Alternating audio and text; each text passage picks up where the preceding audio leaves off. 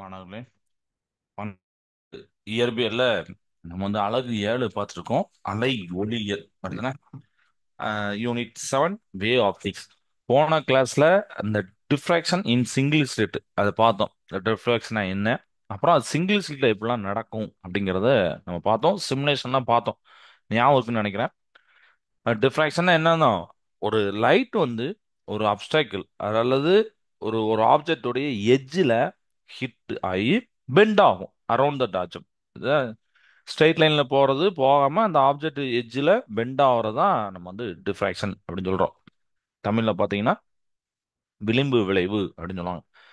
நாம இப்போ அந்த டிஃப்ராக்ஷனை கொஞ்சம் நல்லாவே டீப்பா பார்ப்போம். எப்போன்னா இந்த டாபிக் பார்த்துட்டு ஃப்ரெனல் தொலைவை பார்த்துட்டு அடுத்த ஒரு டாபிக் கொடுத்துருப்பாங்க உங்களுக்கு, இன்டர்ஃபரன்ஸ் குறுக்கீட்டு விளைவுக்கும் விளிம்புக்கும் உள்ள வேறுபாடு. அதெல்லாம் திருப்பி நான் சொல்றேன். ஃபர்ஸ்ட் இதை நம்ம பார்த்து முடிச்சிடும். Fresnel distance. சரியா? இது ஒண்ணும் இல்ல, நம்ம ஆல்ரெடி இந்த டிஃப்ராக்ஷன் இன் சிங்கிள் ஸ்லிட் பார்த்தோம்னா அதுல உள்ள கான்செப்ட் தான். அதுல ஒரு சின்ன பார்ட் மட்டும் எடுத்திருப்பாங்க. அதுல ஃப்ரெனல் டிஸ்டன்ஸ்னா என்ன அப்படிங்கிறது ஒரு கான்செப்ட். ஆக்சுவலி பாத்தீங்கன்னா நிறைய தடவை கேட்ட கொஸ்டின்பா. சரியா? இப்போ நமக்கு தெரியும், லைட்டை நீங்க ஆன் பண்ணீங்கன்னா அப்படி ஸ்ட்ரெயிட் லைன் போகும். That is rectilinear propagation of light அப்படின்னு தெரியும். ஆனா டிஃப்ராக்ஷன்ல, டிஃப்ராக்ஷன் அப்படின்னா ரொம்ப சிம்பிளா விளிம்பு விளைவு அப்படின்னா பெண்டிங் ஆன் லைட் அப்படின்னு நான் சொல்லி கொடுத்துருக்கேன். ஒரு இடத்துல லைட் பெண்டிங் ஆகுது, ஒளி ஒரு இடத்துல என்னது வளைந்து செல்கிறது. பெண்டிங்னா வளைந்து செல்கிறது. ஆனா நேரா தானே போகணும். ஏன் பெண்டிங் ஆகுது? நம்ம சும்மா பெண்டிங் ஆகுது. நீங்க லைட் ஆன் பண்ணா உடனே இந்த இடத்துல சும்மா பெண்டிங் ஆகிலாம் போகுது. அந்த இடத்துல ஒரு ஷார்ப்பான எட்ஜ் இருக்கும் போது தான், ஷார்ப்பான ஒரு அப்டாக்கிள் இருக்கும் போது தான் அப்படி நடக்கு. ரைட்டா? Okay. But this bending is not seen till the diffracted ray crosses a central maximum of distance z from the slit அப்படின்னு சொல்லிப்பாங்க. ரொம்ப இம்பார்ட்டன்டானது. அதாவது விளிம்பு விளைவுக்கு உட்படுதுன்னு சொல்லியாச்சு. விளிம்பு விளைவுல ஒளி அலையானது வளைந்து செல்லும் சொல்லியாச்சு. ஒளியோடைய வளையும் பண்பு உடனே நடந்துருமா? இல்ல. அது நேர்கோட்டு பரவலுக்கு முற்றிலும் எதிரானது. விளிம்பு விளைவு அடைந்த கதிர் பிளவிலிருந்து இசத் தொலைவில மைய பெருமத்தோடைய அளவை விட கூடும் வரை அது வளைந்து செல்லும் இயல்பு காணப்படாது அப்படின்னு சொல்லிப்பாங்க. ஸோ எப்படின்னா, இது ஸ்லிட்டு. அதான் இது ஸ்லிட்டுனா. சரியா? நான் ஒரு டார்க்கா போட்டிருக்கேன். இதுக்குண்டான வித்து தான் நம்ம ஏ அப்படின்னு சொன்னோம். ஓகேவா? ரைட். இப்போ இதுல பாத்தீங்கன்னா எத்தாப்புல ஸ்கிரீன் இருக்கு. அது நம்மளுக்கு ஆல்ரெடி தெரியும். இந்த வித்துல பாத்தீங்கன்னா இந்த ஒரு பாயிண்ட் நடுவில் சென்டர் பாயிண்ட் நம்ம கொடுத்துருப்போம். ஸோ சென்டர் பாயிண்ட் இங்க எப்படி போட்டுக்கலாம் ஒரு லைன். அப்புறம் இங்கேருந்து இங்க லைன்ல டிரா பண்றேன். ஓகேவா? ரைட். இப்போ என்ன பண்ண போறோம்னா, இந்த இடத்துல இருந்து, அதாவது இந்த இடத்துல இருந்தா நம்ம சொன்னோம்ல, ஏற்கனவே பார்த்த ஃபிகர் தான். இங்க இருந்து பாத்தீங்கன்னா இந்த இடத்துல மீட் ஆகிற மாதிரி இருக்கும். ஓகேவா? அதே மாதிரி இந்த இடத்துல இருந்து இந்த இடம் மீட் ஆகிற மாதிரி நம்ம வச்சிருக்கோம். ஸோ லைட் பாஸ் ஆகுது. வேற இந்த இடத்துல நம்ம ஒரு லைனை டிரா பண்றோம். இதை கனெக்ட் பண்ணிடுறேன். இதை கனெக்ட் பண்ணிட்டு இப்போ இதில் சில இம்பார்ட்டண்ட்டான டேர்ம்ஸ் குறிக்க போறேன். என்ன அப்படின்னா, ஃபர்ஸ்ட் இதை தீட்டா போட்டுக்கிறேன். தீட்டா. இது பார்த்தீங்கன்னா 2 தீட்டா. அப்படின்னா என்ன அர்த்தம்னா, இது மட்டுமே தீட்டா. இது மொத்தமா 2 தீட்டா. ஓகே. இந்த ஏ தான் இந்த ஏ. அண்ட் இதுதான் ரொம்ப இம்பார்ட்டன்டானது இசட். இது வரைக்கும் ஏன் இங்க கொடுத்துருக்கோம் அப்படின்னு பாருங்க. உங்களுக்கே கொஞ்சம் பார்த்தாலே தெரியுது. ஓகேவா? சரி, இருந்தாலும் நம்ம பார்க்கலாம். திருப்பி நான் சொல்லும் போது இதை பாருங்க. அதுக்கப்புறம் பார்த்தீங்கன்னா இந்த இடம், இந்த இடம், இந்த இடம், இந்த ரெண்டு இடத்தையும் இப்படி ஜாயின் பண்ணி ஒரு லைனை டிரா பண்றோம். இதுதான் அலை ஒளியியல், வேவ் ஆப்டிக்ஸ். அப்படிதானே? அதனாலதான் டிஃப்ராக்ஷன், இன்ட்ராக்ஷன், இன்டர்ஃபரன்ஸ் நம்ம பார்த்தோம். அலை ஒளியியல். ஆனா உள்ளுக்குள்ள இதுல இருந்து இது வரைக்கும், அதாவது இந்த இதை சொல்றோம்னா இதுதான் கதிர் ஒளியியல். ரே ஆப்டிக்ஸ் வருது. அது எப்படி சார்? சோ இது ஸ்லிட்டு. ஸ்லிட்டுக்கு முன்னாடியே சோர்ஸ் இருக்கும், ஒளி மூலம் இருக்கும். அப்படிதானே? ஆ? இந்த ஸ்லிட்டுக்கு அப்புறம் தான் அதாவது பிளவு. சரியா? ஒற்றை பிளவு. இப்போ நம்ம சிங்கிள் சீட்னா ஒற்றை பிளவா இருக்கு போது. இதுக்கு அப்புறம் தான் லைட் வந்து பெண்டிங் ஆகி வேவ் ஃபார்ம்ல போய் நமக்கு அங்க இருக்கு. வேவ் ஃபார்ம்ல வந்தாலும் இங்க இருந்து பெண்டிங் ஆகும்போது போய் தான் அந்த இடத்துல மீட் ஆகும்னு சொல்லணும். ஸோ நேர்கோட்டில் போகணும். ஆனா நேர்கோட்டில் போகாம இந்த இடத்துல பெண்டிங் ஆகுது. ஸோ நேர்கோட்டு பரவலுக்கு அது முற்றிலும் எதிராக இருக்கு. விளிம்பு விளைவு அடைந்த கதிர் பிளவிலிருந்து இசட் தொலைவில் இங்க இருக்குல்ல, இந்த இசட் தொலைவில் மைய பெருமம் இருக்கும். சரிங்களா? இசட் தொலைவில் மைய பெருமம் சென்ட்ரல் மேக்ஸிமம் சொல்றோம்ல. சென்ட்ரல் மேக்ஸிமம் நம்ம ஆல்ரெடி பார்த்தோம்ல, சென்ட்ரல்ல மேக்ஸிமம் தான் இருக்கும். அது வரைக்கும் பார்த்தீங்கன்னா, இது வரைக்கும் என்ன ஆகாதுன்னு பார்த்தீங்கன்னா, அந்த கதிர் ஒளியில் தான் நம்ம பார்த்துப்போம். இந்த இசட்டுக்கு அப்புறம் தான் பெண்டிங் ஆகிறத பார்க்க. நல்லா பாருங்க, இப்போ தெரிஞ்சிச்சா? ஆக்சுவலி ஸ்ட்ரைட்டா போறது. பட் நம்ம புரிஞ்சுக்கிட்டு எப்படி புரிஞ்சுக்கணும்னா, இந்த இடத்துல பெண்டிங் ஆகுது, இந்த இடத்துல பெண்டிங் ஆகுது அப்படின்னு படிக்கணும். ஓகே. ஸோ இதை தான் அவங்க சொல்லியிருப்பாங்க. The bending is not seen till the, அதாவது இது வரைக்கும் உங்களுக்கு பெண்டிங் தெரியாது. Till the crosses central maximum at z, that is the distance from the slit. இதுக்கப்புறம் தான் நீங்க பெண்டிங்கை பார்க்கலாம் அப்படிங்காங்க. அப்ப இந்த இசட்டை தான் Fresnel distance வாங்க. So Fresnel distance is the distance up to which the ray optics obeyed. ஓகேவா?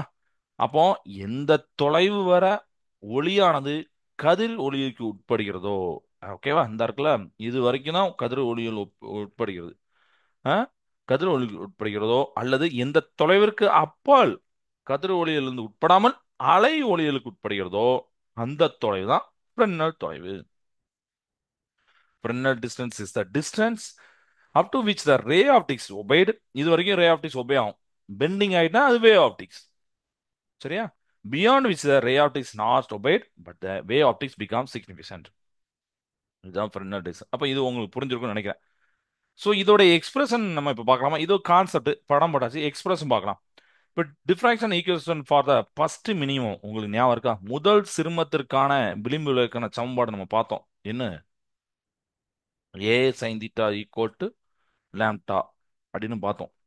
முதல் சிறுமத்திற்கான அஹ், இது விளிம்பு விளைவு சமன்பாடு டிஃப்ராக்ஷன் இன் சிங்கிள் ஸ்லிட்ல ஃபர்ஸ்ட் மினிமம் அப்படின்னு 7.34 ஈக்குவேஷன் நீங்க பார்த்தா தெரியும். அதுல இருந்து தான் எடுத்திருக்கோம். ஏ சைன் தீட்டா கூட லாம்டா அப்படின்னு எடுத்திருக்கோம்.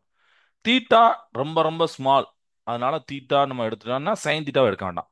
லாம்டா இருக்கு, ஏவை நான் இங்கே கீழே வந்துடும். ஸோ லாம்டா பை ஏ அப்படின்னு வந்துருது. ஃப்ரெனல் தொலைவுடைய வரையறை. இதுதான் வரையறை. இந்த வரையறை நம்ம எப்படி புரிஞ்சுக்கிட போறோம்னா, டூ தீட்டா ஏ இசட் இந்த மூணு பேரையும் எடுக்கிறோம். அப்போ இதுக்கு தீட்டா நீங்க போடுறீங்க, அதாவது காஸ் தீட்டா சைன் தீட்டா பாக்குறீங்களா, அந்த மாதிரி பாப்பீங்களா அது. ஸோ இதுக்கும் நீங்க வந்து சைன் தீட்டா பாருங்க. இந்த டூ தீட்டாக்கு சைன் தீட்டா பாக்குறீங்க, sine two theta. So sine தீட்டானா ஆப்போசிட் பை ஹைபோடெனிஸ்.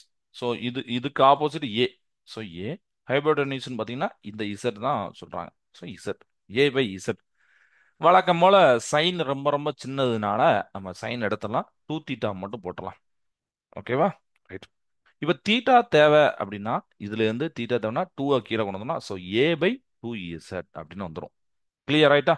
அப்ப இங்க ஒரு தீட்டா, இங்க ஒரு ஏ பை டூ. இது ஃபர்ஸ்ட் மினிமம்.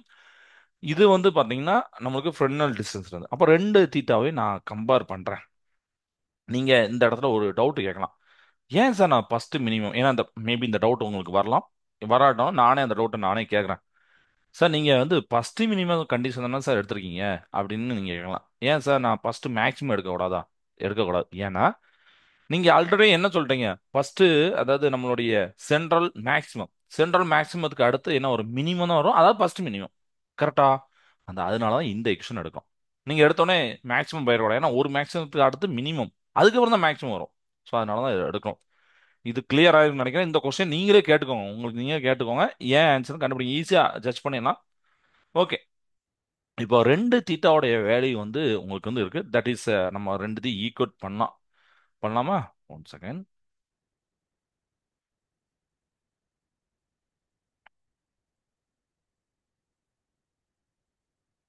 ஸோ ரெண்டுத்தையும் ஈக்குவல் பண்றதுக்கு என்ன பண்ணலாம் அப்படின்னு பார்த்தீங்கன்னா, லாம்டா பை ஏ அப்படின்னு பார்த்தோம், which is equal to a by two இசட்டுக்கு ஈக்குவலாக இருந்துச்சு. நம்மளுக்கு என்ன கண்டுபிடிக்கணும் சார்? ஃப்ரெனல் டிஸ்டன்ஸ் இசட் தான் கண்டுபிடிக்கணும்.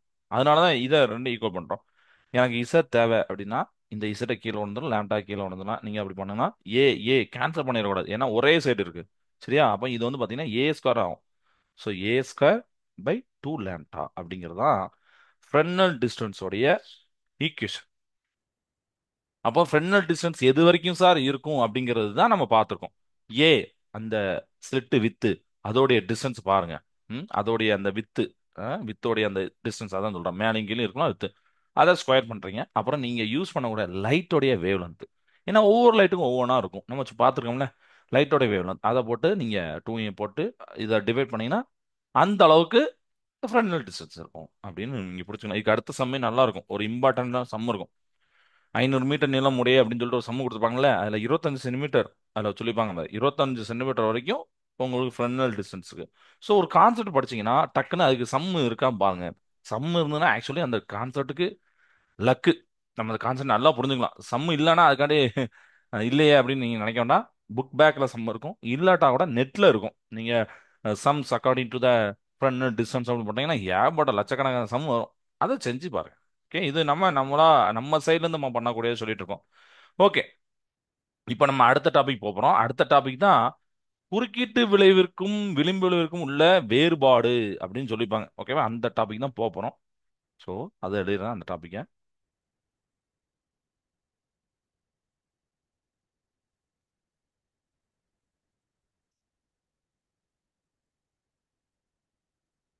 ஸோ என்ன இன்டர்ஃபரன்ஸுக்கும் டிஃப்ராக்ஷனுக்கும் உண்டான டிஃபரன்ஸ்.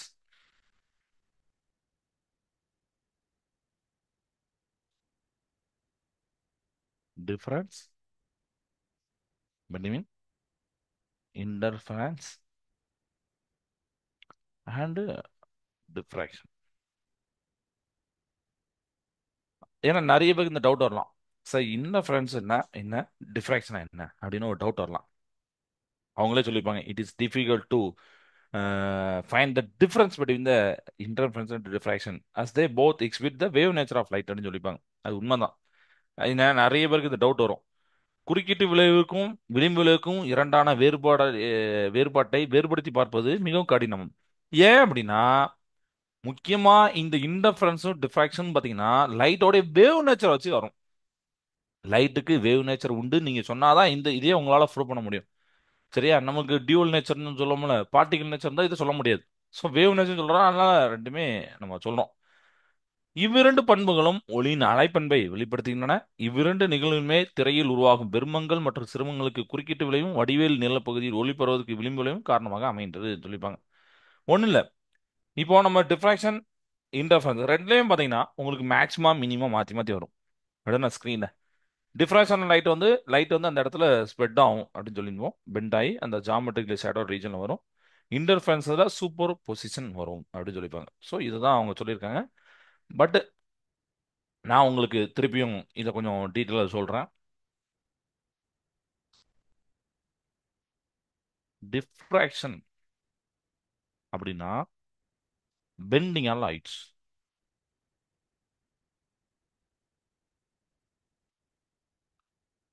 இன்டர்ஃபரன்ஸ் அப்படின்னு பார்த்தீங்கன்னா சூப்பர் பொசிஷன் ஆஃப் லைட். இதுதான் ஒரு சிம்பிளா சொல்ல போனா. அதாவது பெண்டிங் ஆன் லைட்னா டிஃப்ராக்ஷன் எப்போ நடக்கும் அப்படின்னா when a wave hits the edge of the object. சரிங்களா? விளிம்பு விளைவு, குறுக்கிட்டு விளைவு. விளிம்பு விளைவு எப்போ நடக்கும்னா ஒரு பொருள் இருக்கு, அந்த பொருளோட எட்ஜில் படும்போது டிஃப்ராக்ஷன் நடக்கும். அப்போ நடக்கும்போது தன்னுடைய நேர் பாதையில் போறதை விட்டுட்டு கொஞ்சம் பெண்டிங் ஆகிருக்கும். ஏன்னா லைட் வந்து வேவ்ல ஃபார்ம் ஆகும், வேவ்ல போகும் படிச்சிருக்கோம். பட் இன்ட்ராக்ட் ஆகுது. இன்ட்ராக்ஷன்னா ஒண்ணுக்கு ஒன்று ஒரு வேவும் இன்னொரு வேவும் இன்ட்ராக்ட் ஆகுது, மேற்பொருந்துது அப்படின்னா அதுதான் இன்டர்ஃபரன்ஸ். ஓகேவா? இந்த 2 லைன் புரிஞ்சுதா? ஓகே. ஸோ இன்டர்ஃபரன்ஸ்ல நம்ம பார்த்த மாதிரி பேட்டர்ன் டிஃப்ராக்ஷனும் கிடைக்கும். டிஃப்ராக்ஷனுக்கு பார்த்தீங்கன்னா உங்களுக்கு வந்து ஒரு 3 ஃபேக்டர் ரொம்ப இம்பார்ட்டன்ட், அதுதான் அஃபெக்ட் பண்ணும். Amplitude, slit with, wave length அப்படின்னு சொல்லிட்டு 3 ஃபேக்டர் இருக்கு. ஆம்பிளிடியூட்னா நீங்க கொடுக்கக்கூடிய நம்ம சிமுலேஷன்ல பார்த்தோம்ல, கொடுக்கக்கூடிய ஹம்லிட்டோட நீங்க ஏற்றி இறக்கும் போது அதுக்கேற்றாப்புல டிஃப்ராக்ஷன் எப்படி நடந்தது, ஸ்லிட் வித் நீங்க இன்க்ரீஸ் பண்ணவோ டிக்ரீஸ் பண்ணவோ என்ன நடந்தது அப்படி எல்லாத்தையும் பார்த்தோம். ஓகே. ஸோ இது இப்போ ஒரு டேபிள் கொடுத்துருப்பாங்க, டிஃப்ராக்ஷனுக்கும் இன்டர்ஃபரன்ஸுக்கும் ஒரு டேபிள் கொடுத்துருப்பாங்க, அதை நம்ம பார்க்கலாம்.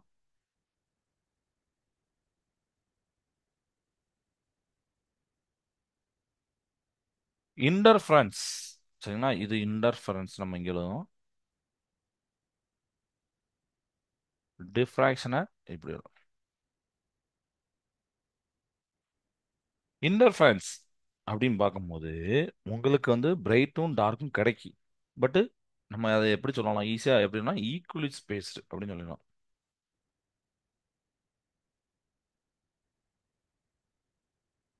Bright and dark fringes. அப்போ டிஃப்ராக்ஷன் என்ன சார் பண்ணணும்னா central bright is double the sizes of other fringes. இதில் பார்த்தீங்கன்னா சென்ட்ரல் பிரைட் நம்ம டிஃப்ராக்ஷனை பார்த்தோம், ஞாபகம் இருக்கா? சென்ட்ரலான பிரைட் பார்த்தீங்கன்னா மற்றதை விட டபுளாக இருக்கும். நீங்கள் அந்த சிமுலேஷன் பார்க்காதவங்க முன்னாடி உள்ள வீடியோவில் போய் பாருங்க, அந்த டிஃப்ராக்ஷனுடைய பேட்டர்னு இன்டர்ஃபரன்ஸ் பேட்டர்ன் உங்களுக்கு தெரியும். Double the sizes of other fringes. ஓகேவா? இது ஃபர்ஸ்ட் பாயிண்ட்.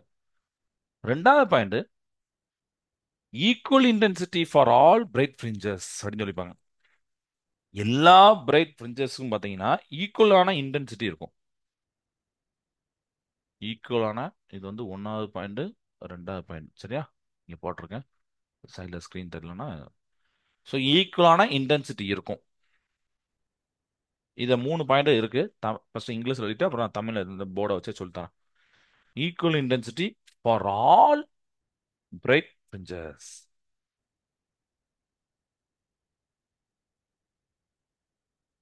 இதுக்கு பார்த்தீங்கன்னா intensity falls rapidly for higher order fringes அப்படின்னு சொல்லிப்பாங்க. அதாவது ஹையர் ஆர்டர் ஃப்ரிஞ்சஸ்க்கு கொஞ்சம் வேற மாதிரி இருக்கும், லோயர் ஆர்டர் ஃப்ரிஞ்சஸ்க்கு வந்து வேற மாதிரி இருக்கும் அப்படிங்கிறாங்க. ரிஃப்ராக்ஷன் இன்டென்சிட்டி ஃபால்ஸ் அப்படின்னு சொல்லிப்பாங்க. இந்த ரெண்டு லைனை ஃபர்ஸ்ட் தமிழ்ல சொல்லிட்டு அழிச்சிட்டு அப்புறம் இன்னொரு லைன் போகும். ஃபர்ஸ்ட் பார்த்தீங்கன்னா பொலிவு மற்றும் கருமை வரிகள் ஒரே அகலம் கொண்டவை இதுல. ஏன்னா பிரைட் அண்ட் டார்க் ஃப்ரிஞ்சஸ்னா பொலிவு வரிகள் கருமை வரிகள் சொன்னோம், ஆனா எல்லாத்துக்கும் பார்த்தீங்கன்னா ஒரே அகலம். ஆனா விளிம்பு விளைவு இது குறுக்கிட்டு விளைவு, இது விளிம்பு விளைவு. விளிம்பு விளைவுக்கு பார்த்தீங்கன்னா மற்ற வரிகளை விட மைய வரியோடைய அகலம் இருமடங்கு பெருசா இருக்கும், நம்ம பார்த்தோம் சிமுலேஷன்ல.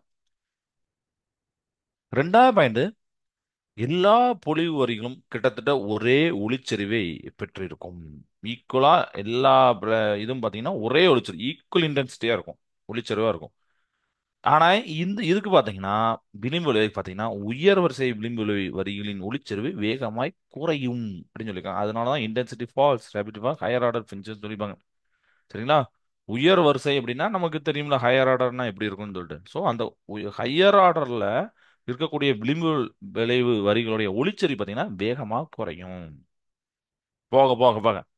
அதாவது ஒன்னாவது ரெண்டாவது ஒண்ணுங்கிறது ஹையர் ஆர்டர் கிடையாது, அது உங்களுக்கு தெரிஞ்சனால தெரிஞ்சிருக்கும், இருந்தாலும் திருப்பி சொல்லுவோம், ஒன்று ரெண்டுலாம் ஹையர் ஆர்டர் கிடையாது. உதாரணத்துக்கு 10 12 13 இப்படி போறதான் ஹையர் ஆர்டர். ஹையர் ஆர்டர்ல கண்டிப்பா உங்களுக்கு இன்டென்சிட்டி கம்மியா இருக்கும். நீங்க பாத்தீங்கன்னா சென்டர்ல அது பக்கத்துல மட்டும் தான் அதிகமா இருந்துச்சு, அப்படிதான் நம்ம பார்த்தோம், சென்டர்ல மட்டும் தான் அதிகமா வந்து போக போக அப்படி கம்மியா இருந்துச்சு, அதுதான் நாங்க சொல்றேன். இது ரெண்டுமே ரெண்டு பாயிண்ட். அடுத்து மூணாவது பாயிண்ட் பார்க்கலாம்.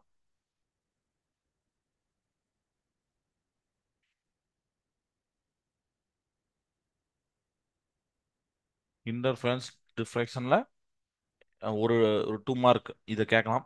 இதை கேட்டாங்கன்னா இப்போ நம்ம மூணு பாயிண்ட் படிச்சதை இங்க அழகா எழுதலாம். இன்டர்ஃபரன்ஸ் மூணாவது பாயிண்ட் பார்த்தீங்கன்னா ஒளி வரிகளுடைய எண்ணிக்கை அதிகம். அதாவது large number of fringes are obtained. சரியா?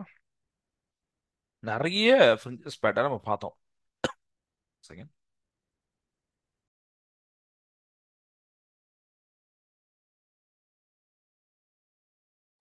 நிறைய பிரிஞ்சஸ் பேட்டர்னை இதில் பார்த்தோம். நிறைய ஒளி வரிகளை இதில் குறுக்கீட்டு விலையில பார்த்தோம். பட் டிஃப்ராக்ஷன் அப்படிங்கிற விளிம்பு விலையில் பார்த்தீங்கன்னா ஒளி வரிகளோட எண்ணிக்கை கம்மி, அதாவது குறைவு. So less number of less number of fringes are obtained. So இதுவும் ஒரு 2 மார்க்கை நம்ம இப்போ படிச்சாச்சு. ஓகேவா? ரைட். இப்போ இதெல்லாம் உங்களுக்கு கிளியர் ஆயிருக்கும். இப்போ அடுத்த டாபிக் நம்ம போகலாம். அடுத்த டாபிக் என்ன அப்படின்னு பார்த்தீங்கன்னா டிஃப்ராக்ஷன் கிரேட்டிங் அப்படின்னு போட்டிருப்பாங்க. அந்த டாபிக் தான் பார்க்க போகிறோம்.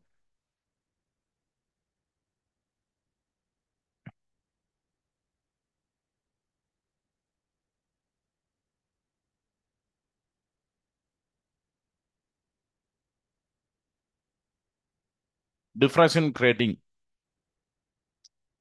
கீற்றணியில ஏற்படும் விளிம்பு விளைவு அப்படின்னு போட்டிருப்பாங்க. கீற்றணி கிரேட்டிங்னா கீற்றணிம்பாங்க. ஸோ தமிழ்ல அந்த வார்த்தை தெரிஞ்சுக்கிறதுக்காண்டி தமிழ்ல எழுதுறேன்.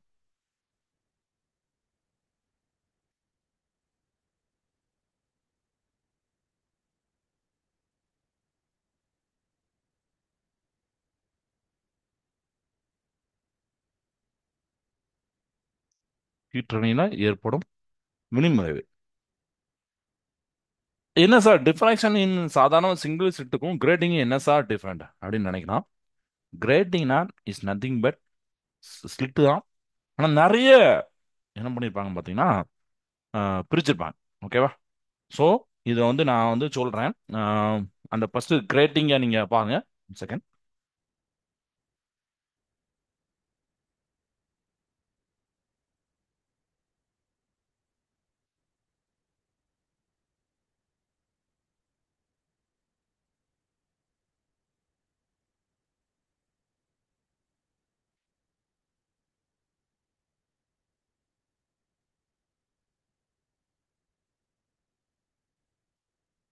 ஸோ கிரேட்டிங் அப்படின்னா இஸ் நத்திங் பட் அதுவும் ஸ்லிட்டு தான். ஆ, நம்மளுக்கு அந்த பிளவுன்னு சொல்கிறோம்னா அந்த பிளவு தான். ஆனால் நிறைய நம்பர்ஸில் பிளவு வச்சுருப்போம். அதுதான். ஸோ அந்த படத்தை பாருங்க. ஃபர்ஸ்ட் படத்தை பார்த்தா உங்களுக்கு தெரியும். ஃபர்ஸ்டே படம் ட்ரா பண்ணிடுவேன்.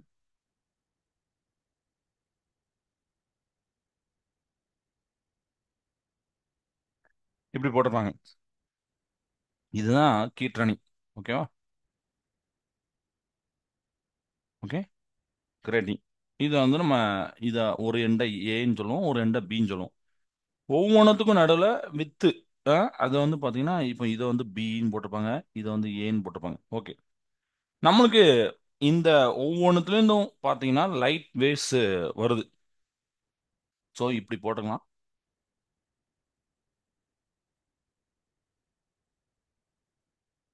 இப்படி போடுறேன். ம். போட்டு இந்த இடத்துல ஒரு கான்வெக்ஸ் லென்ஸை நான் வைக்கிறேன். இப்போ இங்கே போய் பெண்ட் ஆகும். எடுத்துனே. ஸோ பெண்ட் ஆகுது. கான்வெக்ஸ் லென்ஸ்னா கன்வெர்ஜ் பண்ணும்.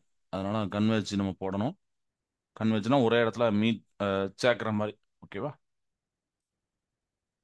ஒரு அப்ராக்சிமேஷன் தான், புரியறதுக்காண்டி தான் ஒரு படம் தான் போட்டிருக்கோம். ம். இப்படி ஒரு இடத்துல பெண்ட் ஆகுது. இதுதான் ஸ்க்ரீன். ஸ்க்ரீன் அப்படின்னு போட்டுடலாம். திரை. திரையில இப்போ நடுவில் ஒரு பாயிண்ட் நம்ம எடுக்கிறோம். ஓங்கிற பாயிண்ட், அதாவது இந்த மாதிரி சென்டர்ல இருந்து அப்படியே ஸ்ட்ரைட்டா ஒரு லைனை ட்ரா பண்ணிக்கலாம். இதெல்லாம் ஒரு உதாரணத்துக்கு தான் இப்படி சும்மா போட்டிருக்கேன். நீங்க எக்ஸாக்டா படத்துல உள்ளது போட்டுக்கோங்க. இதுல வந்து ஆரோ மார்க் போட்டு சொல்லுவாங்க. ஓகே. கான்வெக்ஸ் லென்ஸை நம்ம வச்சிருக்கோம். ஏன்னா கன்வெர்ஜ் பண்ணணும் அப்படின்னு சொல்லிட்டு பெண்டிங் ஆகுதா. அதில் பார்த்தா தெரியுது.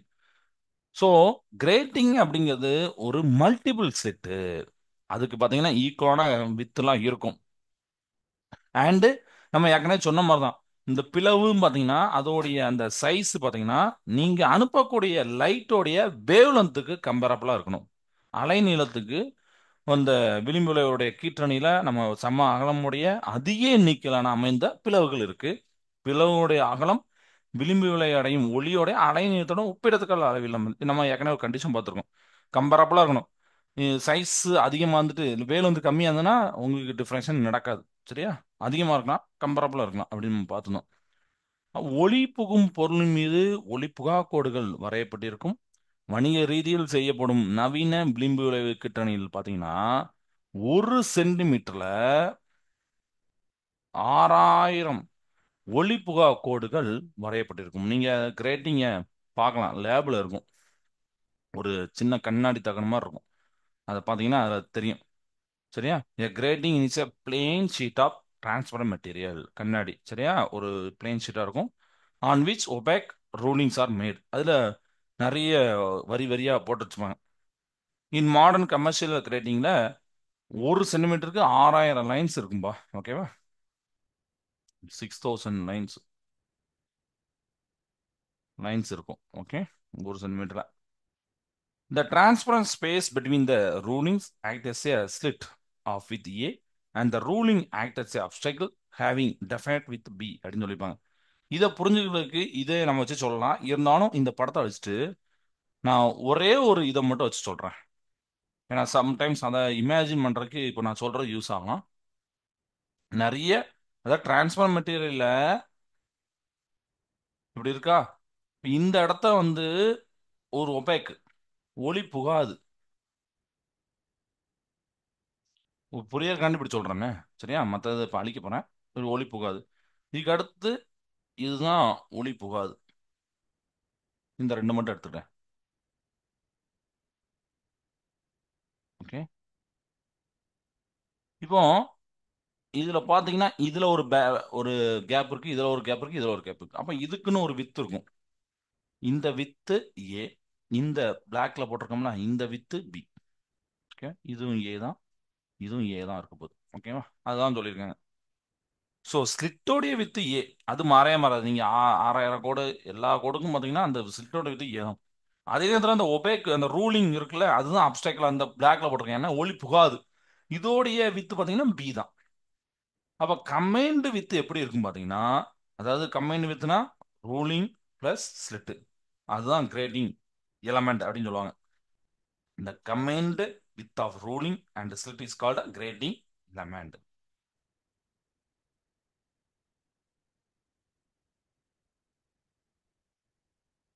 இ ஈயோடைய வேலை என்னது? ஏ பிளஸ் பியா வரப்போகுது. அதனால கம்பைன்டு ஒளிபுகா கோடு, ஒளிபுகும் பிளவு இதெல்லாம் நம்ம சொல்லியிருந்தோம். அதோடைய மொத்த அகலத்திற்கு தான் கீற்றணி மூலம் அப்படின்னு சொல்லுவாங்க. Is equal to A plus B என்ற பெயர். அடுத்தடுத்த பிளவுகளில் உள்ள கீற்றணி மூலத்து சமமான தொலைவில் அமைந்துள்ள புள்ளிகளுக்கு ஒப்பு புள்ளி. நம்ம ஆல்ரெடி பார்த்துக்கோங்க. கரஸ்பாண்டிங் பாயிண்ட்ஸ் அப்படின்னா இதே மாதிரி டிஸ்டன்ஸ்ல இருக்கும். இந்த பாயிண்ட்ஸ் அந்த slit separate by the distance equal to the grating element. இந்த கிரேட்டிங் எலமெண்ட்டுக்கு உண்டான அந்த டிஸ்டன்ஸ்ல பிரிச்சு பிரிச்சு வைக்கும் தான் கரஸ்பாண்டிங் பாயிண்ட். ஓகே, இதெல்லாம் பார்த்தலாம். இப்போ நம்ம என்ன பண்ண போறோம் அப்படின்னு பார்த்தீங்கன்னா, ஒரு லைட் வேவ்ஸ் வருது. ம் கிரேட்டிங்ல படுது, கீற்றணியில படுது. ஏபி நம்ம அந்த படத்தை வச்சிட்டோம், பட் ஏபியில் படுது. அப்போ நம்மளுக்கு தெரியும் லைட் சோர்ஸ் ஒளி மூலம் ரொம்ப தொலைவில் இருந்ததுன்னா பிளேன் வேவ் ஃப்ரண்ட் வரும் அப்படின்னு தெரியும். அந்த பிளேன் வேவ் ஃப்ரண்டோடைய wave length monochromatic line, monochromatic line light use பண்றாங்க. மோனோக்ரோமேட்டிக் லைட்டை யூஸ் பண்ணோடனே அந்த லைட்டோடைய வேவ் லென்த் பார்த்தீங்கன்னா லேம்டா. லைட் வந்து லேம்டா, அலை நீளம் லேம்டான்னு சொல்லியிருக்கேன். இதுதான் அந்த கீற்றணியில கிரேட்டிங்ல இன்சிடென்ட் ஆகுது. ஆல்ரெடி சொல்லிட்டோம், ஸ்லிட்டோட வித்து பார்த்தீங்கன்னா it is comparable to the this lambda. அப்படிதானே? நீங்க படக்கூடிய லைன் ஒளியோடைய அலை நீளத்திற்கு இந்த ஸ்லிட் வித்து பிளவோடைய அகலம் வந்து எப்படி இருக்குன்னா ஒத்து போகணும். ம்? நம்ம பார்த்துருக்கோம் அந்த லைன் ரொம்ப ரொம்ப முக்கியம். ஓகேவா? அதான் ஃபர்ஸ்ட் சொல்லியிருப்பாங்க. அதிக எண்ணிக்கையில் அமைந்த பிளவுகள் காணப்படுகிறது. பிளவுகளும் விளிம்புகளோட ஒளியோட அலைந்த ஒப்பிடத்தக்க வகையில் அமைந்திருக்க வேண்டும். ஓகேவா? ரைட். இப்போ டிஃப்ராக்ஷன் பேட்டர்ன் நடக்குது, ஸ்கிரீன்ல நடக்குது. ஆ when the diffraction waves are focused on a screen using a convex lens. நான் ஒரு கான்வெக்ஸ் லென்ஸை யூஸ் பண்ணியிருக்கேன். கான்வெக்ஸ் லென்ஸை யூஸ் பண்ணி ஆ, அதாவது கான்வெக்ஸ் லென்ஸ் தான் தமிழ்ல பார்த்தீங்கன்னா குவி லென்ஸ். ஏன் குவி லென்ஸ் யூஸ் பண்ணா அது வந்து ஒரு கன்வென்ஷன் லென்ஸ் அப்படின்னு சொல்லியிருந்தேன். அப்படிதானே? ஒரு இடத்த குவிக்கி அப்படின்னு சொல்லிட்டு இதை யூஸ் பண்ணியிருந்தோம்.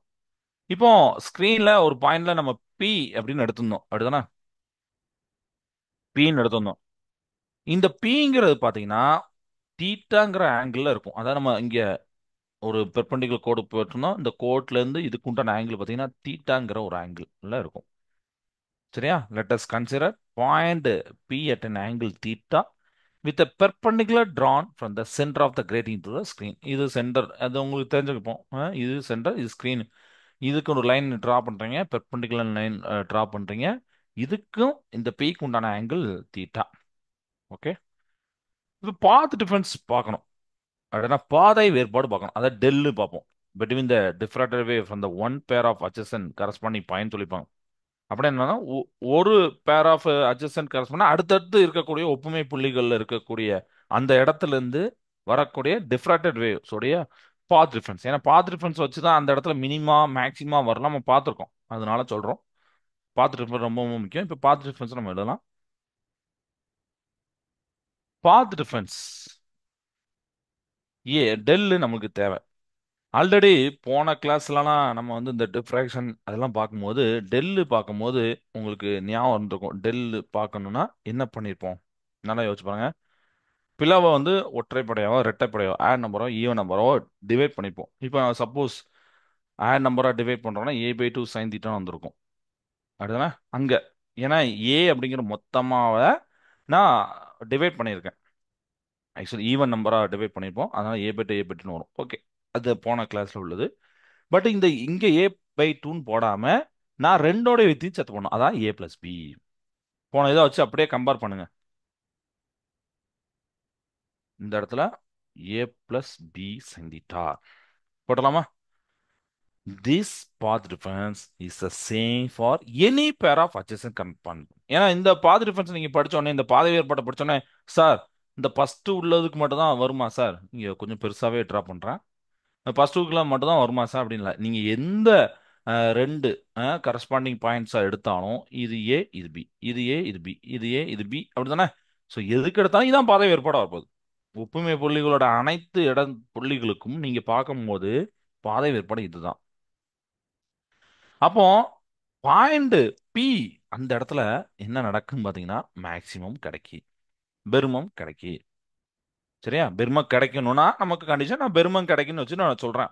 ஸோ பெருமம் கிடைக்குன்னா அப்ப என்ன கண்டிஷன்? இந்த path difference which is equal to del is equal to n lambda. இதுல எம்முக்கு நீங்க என்ன பண்ண போறீங்க? 0 1 2 3 அப்படின்னு சப்ஸ்டிட் பண்ண போறீங்க. ஃபர்ஸ்ட் 0 சப்ஸ்டிட் பண்ணுவாங்க. டெல் இஸ் ஈக்குவல் டு 0 அப்படின்னு வந்துடும்.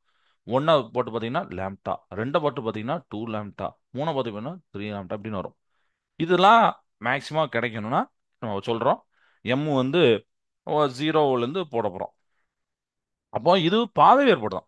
ஆல்ரெடி பாதை வேறுபாடு நம்ம இது பார்த்துருக்கோம். அப்போ இதை இது கூட சப்ஸ்டிட் பண்ணுவோம். இந்த இந்த ரெண்டுமே ஈக்குவல் பண்ணணும். ஓகேவா? ஸோ அதனால அடுத்த ஸ்டெப்பில்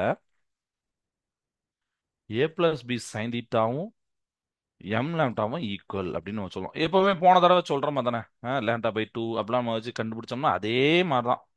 சேம் திங் இங்கேயும் பண்ண போறோம். இங்கே எம்முன்னு எடுத்து பண்ண போறோம்.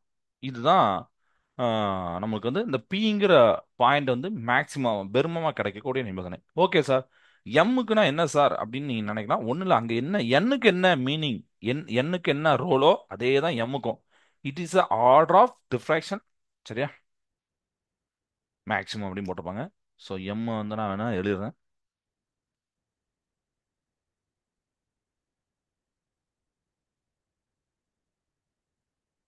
M is the order of diffraction maximum. எந்த ஆர்டர்ல வருது அப்படிங்கிறத சொல்றாங்க. அதை பார்க்கறது தான். நம்ம ஒன்று போடுறோமா ரெண்டு போடுறோமான்னு வருதுல்ல.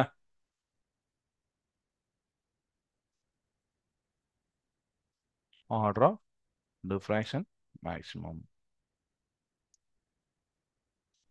ஓகேவா? ரைட். இப்போ இந்த பாயிண்ட் பி ஜீரோத் மேக்ஸிமமா இருக்கு. சரியா? ஜீரோத் மேக்ஸிமம்னா என்ன அர்த்தம்? நம்ம இப்போ போட்டோம்னா 0 போட்டு காமிச்சோம்னா அதான் 0. இப்போ 0 போட்டிங்கன்னா பாயிண்ட் பி பார்த்தீங்கன்னா ஜீரோத் மேக்ஸிமம். ஒன்று போட்டிங்கன்னா ஒன்த் மேக்ஸிமம், ரெண்டு பார்த்தீங்கன்னா செகண்ட் மேக்ஸிமம், திரும்ப 0 போட்டால் ஜீரோத் மேக்ஸிமம்.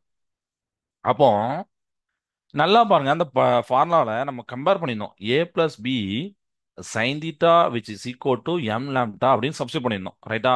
ஜென்ரல் ஃபார்முலாவில் நான் எம்முக்கு வந்து இப்போ ஜீரோ போட்டேன், ஏன்னா ஜீரோத்து மேக்ஸிமம் பார்க்கறேன். அப்போ இது ஃபுல்லா ஜீரோ ஆயிரும். எடுங்களா, இது ஃபுல்லா ஜீரோ ஆயிரும். இது ஃபுல்லா ஜீரோ ஆயிட்டா நீங்க ஏ பிளஸ் பி கொண்டு வந்தாலும் ஜீரோ தான். அப்போ sine theta zero. Sine theta ஜீரோனா theta equal to sine inverse of zero அப்படின்னு வருமா?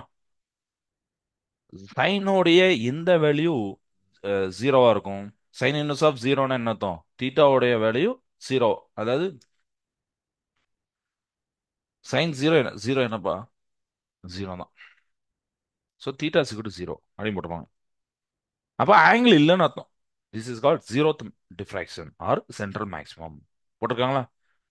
It is formed an angle zero அப்படின்னு போட்டுப்பாங்க. ஸோ இதை நான் ஃபர்ஸ்ட் போடுறேன். தீட்டா சீக்வல் டு ஜீரோ அப்படின்னா இதுதான் zeroth maximum or zeroth diffraction, zeroth விளிம்புளைவு அப்படிம்பாங்க. ஆங்கிள் இல்லைன்னு வந்துட்டு அப்போனா என்ன அர்த்தம்? நம்ம சொல்லியிருந்தோம்னா இது ஓ, இது பி, இது கொண்டான ஆங்கிள் தீட்டான்னு சொல்லியிருந்தோம். தீட்டாவே ஜீரோ ஆயிடுச்சுன்னா இதே லைன்ல நம்ம ட்ரா பண்ணுவோம். அப்போ இதுதானே சென்ட்ரல். அதுதான் அவங்க நம்ம கண்டுபிடிச்சிருக்கோம், சென்ட்ரல் மேக்ஸிமமா வரும். இது புரிஞ்சுதா? சென்ட்ரல் மேக்ஸிமம் எப்படி வரும்?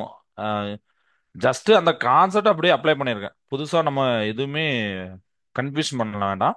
இதுதான். இப்போ இதே மாதிரி எம் சீக்கிரம் ஒன்று போட்டு பாருங்க. அப்போ a plus B sine theta one lambda, ஏன்னா எம்முக்கு ஒன்று போட்டேன், ஸோ லேம்டா அப்படின்னு வந்துடும். இப்போ நான் இந்த தீட்டாவை நான் தீட்டா ஒன்று, ஏன்னா தீட்டாக்கு ஃபர்ஸ்டே ஜீரோ வந்துட்டு, அப்போ அடுத்த இது வந்து நான் தீட்டா ஒன்னு வச்சுக்கிறேன். A plus B sine theta one is lambda. This is the first maximum. அப்போ ஃபர்ஸ்ட் மேக்ஸிமம் இங்கே கிடைக்குன்னு வச்சுக்கோங்க. இதுதான் ஃபர்ஸ்ட் மேக்ஸிமம். ஃபர்ஸ்ட் மேக்ஸிமம் கிடைக்குன்னா இந்த சென்டர்ல இருந்து இதுக்கு உண்டான ஆங்கிள் பார்த்தீங்கன்னா இந்த a plus B sine theta இதை வச்சு நம்ம போடும். ஓகேவா? இதே மாதிரி செகண்டு தேர்டுலாம் நம்ம பார்க்கலாம். செகண்டுக்கு நீங்க எம் சீக்வல் டு 2 போட போறீங்க. அப்போ அது எந்த ஆங்கிளா கிடைக்கும் அப்படிங்கிற நம்ம பார்த்தலாம். Sine inverse of A plus B அப்படிலாம் நம்ம போடலாம். ஓகேவா? செகண்ட் மேக்ஸிமம் அப்படின்னா m is equal to m is equal to, அதாவது இரண்டாவது பெருமம் கிடைக்கணும் அப்படின்னா A plus B sine theta 2 2 லேண்டாக்கு ஈக்குவலா இருக்கணும். அப்போ இந்த மாதிரி ஆங்கிள் அந்த தீட்டா 2 ஆங்கிள், ஏன்னா மத்த எல்லாம் கொண்டு வந்துடலாம். நீங்க வேல்யூ போட்டீங்கன்னா வரப்போகுது. ஏக்கு பிக்கு லேம்டாக்கு வேல்யூ போட்டீங்கன்னா தீட்டா 2க்கு ஏதோ சம்திங் வேல்யூ வரும். அதுதானே சைன் நீங்க கொண்டு வந்தா வரும். அப்ப அந்த ஆங்கிள் அங்க செகண்ட் மேக்ஸிமம் கிடைக்கும், இரண்டாவது பெருமம் அங்க கிடைக்கும். இதே மாதிரி nth மேக்ஸிமம் பார்க்கலாம். எய்தர் சைட் சென்ட்ரல் மேக்ஸிமத்தோட எய்தர் சைடில் higher order diffraction maxima R formed at different angular position அப்படின்னு போட்டுப்பாங்க. சரியா? மைய பெருமத்தோடைய இரண்டு பக்கங்களும் நமக்கு வந்து இந்த ஹையர் ஆர்டர் டிஃப்ராக்ஷன் பேட்டர்ன் வந்து கிடைக்கும். மேக்ஸிமம் மினிமம், சாரி மேக்ஸிமம் மாற்றி மாற்றி கிடைச்சிட்டே இருக்கு different angular position. So n is equal to 1 by a plus b. அப்ப n அப்படிங்கிறது it is a number of grating elements or rulings drawn per unit width of the grating அப்படின்னு சொல்லுவாங்க. Normally this number n specified on the grating itself. Now the equation becomes which is equal to, நம்ம என்ன பண்ணிருப்போம்னா nங்கிறது 1 by a plus b னா 1 by n போடலாம். ஏன்னா a plus b போல 1 by a போனா அதுக்கப்புறம் sin theta இங்க பாருங்க sin theta which is equal to n lambda அப்படின்னு வருமா? அப்போ சைன் தீட்டா தேவை அப்படின்னா இந்த n அங்கே கொண்டு போங்க. n into M into lambda. இந்த ஈக்குவேஷன் ரொம்ப ரொம்ப இம்பார்ட்டன்ட். இது வரைக்கும் இவங்க கொடுத்துப்பாங்க. இதை போய் வீட்டில் போய் படிச்சுப்பாங்க. இது நார்மலாக அந்த கீற்றணை கிரேட்டிங்கில் பார்த்தீங்கன்னா அந்த நம்பர் குறிச்சிருப்பாங்க. நீங்கள் ஹையர் கிளாஸில் காலேஜில் பார்த்தீங்கன்னா அந்த கிரேட்டிங் வச்சு செய்யும் போது அந்த நம்பரை பார்த்து பண்ணுங்க அப்படிம்பாங்க. சரிங்களா? ஸோ அந்த லைன்ஸ் அதில் இருக்கும், நம்பர் ஆஃப் கிரேட்டிங் எலமெண்ட்ஸ். அதை கிரேட்டிங் எலமெண்ட் ஏ பிளஸ் பின்னு சொன்னோமோ அதான் அது இருக்கும். எவ்வளோ வித்து அப்படிங்கிறதுலாம் இருக்கும். Ruling Tran from unit length, எவ்வளோ ரூலிங் ட்ரான் பண்ணியிருக்காங்க அது கூட இருக்கும். இதெல்லாம் நம்ம வந்து பின்னாடி பெரிய பெரிய கிளாஸ் பார்த்துக்கலாம். ஸோ இந்த மாதிரி என் நம்பர் ஆஃப் இருக்குன்னா இதுதான் ஃபார்முலா. சைன் தீட்டா ஆங்கிள் தேவைன்னா n number of m order of diffraction and lambda wave length இதெல்லாம் வந்து போட்டு கண்டுபிடிக்கும். ஓகேவா? ரைட். இன்னைக்கு இது வரைக்கும் போதும். மீதி உள்ள டாப்பிக்கை நம்ம அடுத்த கிளாஸ் பார்க்கலாம். சரியா? டிஃப்ராக்ஷன் இன்டர்ஃபரன்ஸ் இப்போ எல்லாமே உங்களுக்கு வந்து ஒரு கிளாரிட்டி கிடைச்சிருக்கும். அது என்னன்னு நீங்க திருப்பி வீட்டில் போய் ரீட் பண்ணிப்பாங்க. மீதி அடுத்த ஒரு இம்பார்ட்டன்ட் டாபிக்லாம் நம்ம அடுத்த கிளாஸ்ல பார்க்கலாம். சரிங்களா? கிளாஸை நிறைச்சேதான். வாழ்க பாரதம், வெல்க தமிழகம். நன்றி, வணக்கம்.